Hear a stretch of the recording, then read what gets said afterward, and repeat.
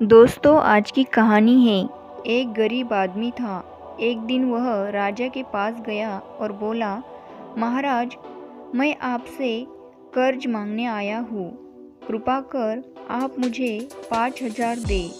मैं 5 मंथ के अंदर आपके रुपए वापस कर दूंगा। उसकी बात पर विश्वास कर उसे 5,000 दे दिए।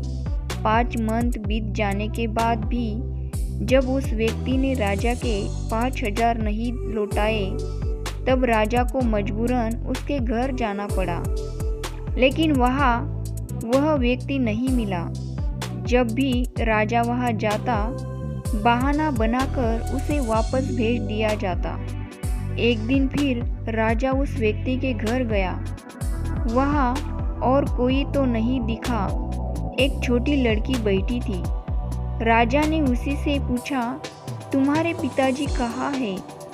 लड़की बोली, पिताजी स्वर्ग का पानी रोकने गए हैं। राजा ने फिर पूछा, तुम्हारा भाई कहाँ है? लड़की बोली, बिना झगड़े के झगड़ा करने गया है। राजा की समझ में एक भी बात नहीं आ रही थी, इसीलिए वह फिर पूछता है, तुम्हारी माँ कहाँ है? लड़की बोली, माँ 1 से 2 करने गई है। राजा उसके इन जुलूल जवाब से खींच गया। वह गुस्से से पूछता है, और तुम यह बेटी क्या कर रही हो? लड़की हंसकर बोली, मैं घर बैठे संसार देख रही हूँ। राजा समझ गया कि लड़की उसकी किसी भी बात का सीधा जवाब नहीं देगी, इसीलिए उसे अब इससे इन बातों का मतलब जानने के लिए प्यार से बतियाना पड़ेगा। राजा ने चेहरे पर प्यारी सी मुस्कान लाकर पूछा, बेटी, तुमने जो अभी अभी मेरे सवालों के जवाब दिए, उनका मतलब क्या है? मैं तुम्हारी एक भी बात का मतलब नहीं समझ सका। तुम मुझे सीधे सीधे उनका मतलब समझाओ।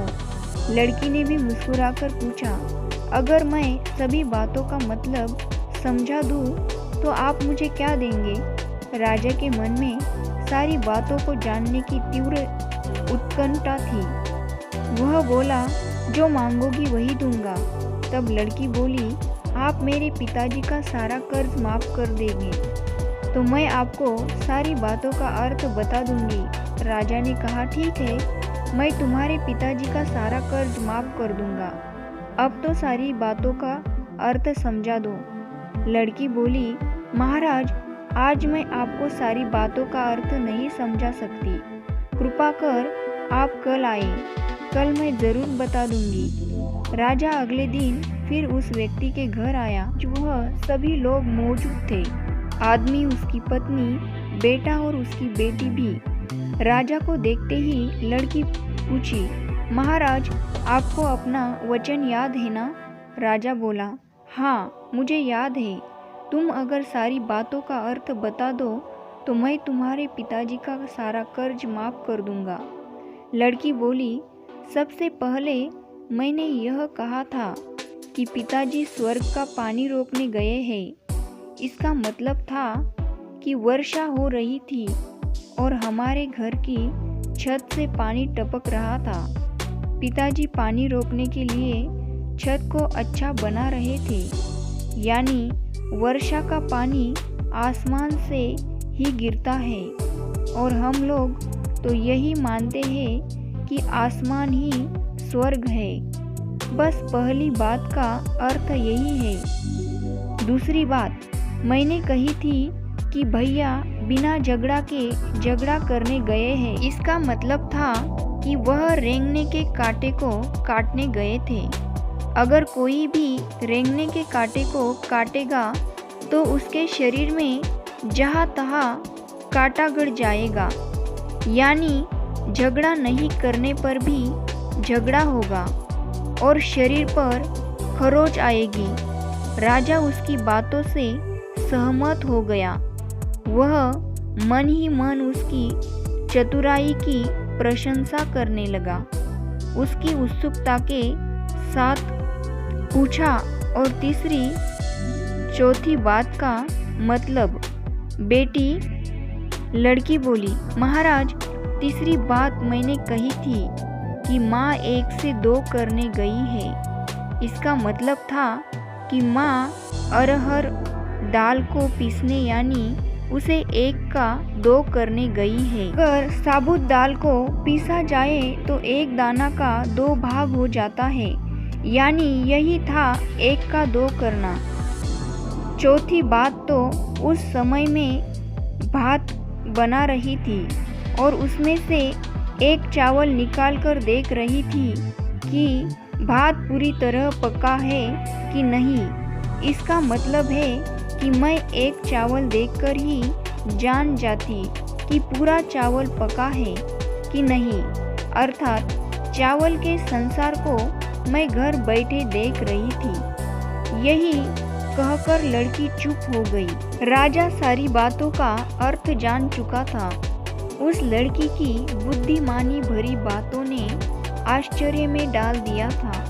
फिर राजा ने कहा, बेटी तुम तो बहुत चतुर हो, पर एक बात समझ में नहीं आई कि यह सारी बातें तो तुम मुझे कल भी बता सकती थी, फिर तुमने मुझे आज क्यों बुलाया?